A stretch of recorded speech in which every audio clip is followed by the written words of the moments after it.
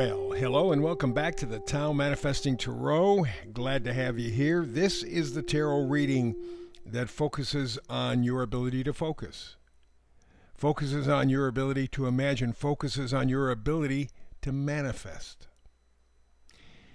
Tarot, at best, from my experience, and I've been doing this for over 20 years, tarot at best is potential. It is energy that passes through you, through your life, whatever. And if you can hook on, you can ride the wave. If you can't, well, another wave will be coming along. But tarot focuses on potential. It is not a predictive tool. I have never, ever, ever, ever seen it predict much of anything. There are so many ways of going at an individual reading. Very often tarot people will grab a whole bunch of stuff and go, and you can pick from the catalog that they offer you. I don't do that. I focus on the energy signature for today. I do a brand new reading every day, 365. I don't miss a day. Not to say that I won't. Maybe you get sick or something will happen. Eventually die, I suppose. But anyway, if I'm capable, I am here every single day, 365, to give you the energy signature for the day from the tarot cards. And I pick them at random. I don't plan it. It just comes out the way it comes out. That way we're picking up an energy signature. Now, there are 8 billion people on the planet. The odds of connecting with even a million of the 800 billion is almost non-existent. If I had 100,000 people who were tuning in every day to the tarot reading, if I got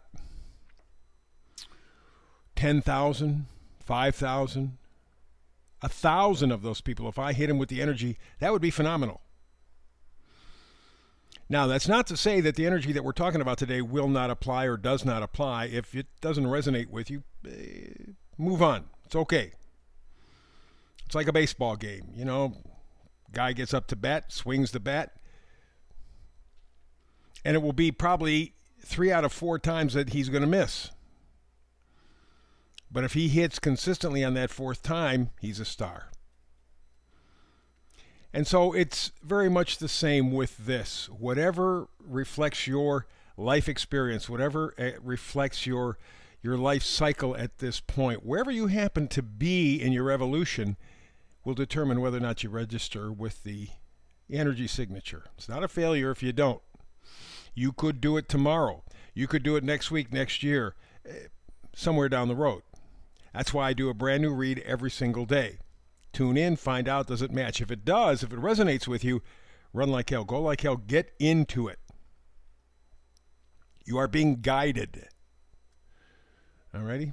By the way, just as a counterpoint, while tarot is potential, astrology is timing, is knowing cycles. It is, in a general way, predictive, whereas tarot is not. Tarot has the potential numbers. Well, you could potentially do this if it resonates with you.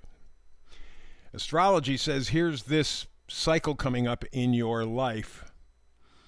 How it'll manifest depend on a whole number of things, and they really cannot get that specific. It is rare that you're going to find an astrologer good enough to be able to predict with any kind of specificity. Yeah, I know we got Nostradamus and some other people, but you notice even when they're talking about their stuff, they have tossed out hundreds, if not thousands, of predictions. Some have been really amazing, and there was some connection there. However it happened, don't know. Generally speaking, that is not the case. Astrology will talk about prediction, and we'll talk about cycles. And I've been doing astrology for about 50 years. Tarot, I'm doing 20. This is the potential. And if you can match the astrology and the tarot up together, you got something. Don't know how it's going to necessarily turn out, but you got something. So every day I offer up this reading, this energetic reading. It's the manifested tarot reading. And you see if it resonates. If it does, like I said, run like hell, do it. Doors being opened. Of course, you can always use your free will and say, no, I'm not going to do it anyway. Your choice. That's what makes all of this so tricky, so difficult. Human spirit. So we begin today. Card in the middle is the Oracle card. 33 is the number up on the right. That's a master number. That's important. That means we're talking karma, destiny, something like that. 3-3, or a single 3, is lining up when we're talking about manifesting, mind, body, spirit. In regular tarot, very often the 3 will mean there's a third party involvement. That's not the case when we're manifesting. Everything begins and ends with you. So the 3, lining up mind, body, spirit. You get it twice, mind, body, spirit. And you add the 3 and 3 together, that means 6. 6 is the beginning of formation, something showing up tangibly, something manifesting. It's not quite there, but it's in the process. So you are in the process of manifesting something to get you out of the chaos and conflict that the card talks about. And if you look in the world, I can't find 2 better words to sum up what's going on the planet right now. Chaos and conflict.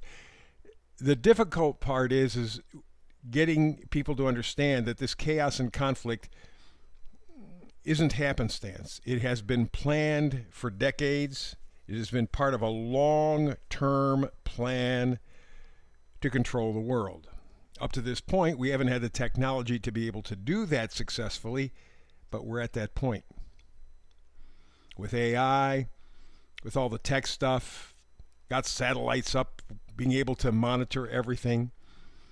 Just this week in Congress, they passed a law that said that the CIA and the FBI can listen to calls from foreigners. However, if foreigners are talking to United States citizens, they can also listen to United States citizens, which they've already been doing, which is against, by the way, the Constitution. Against, I think, the 4th Amendment, maybe 14th, one of those. So the point of the matter is this.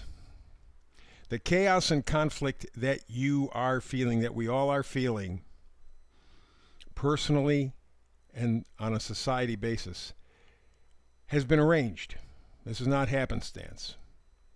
So that being the case, we can begin to change it. Individually, one person at a time. You'd be amazed how much power that is. But what we're dealing with is a shit stew.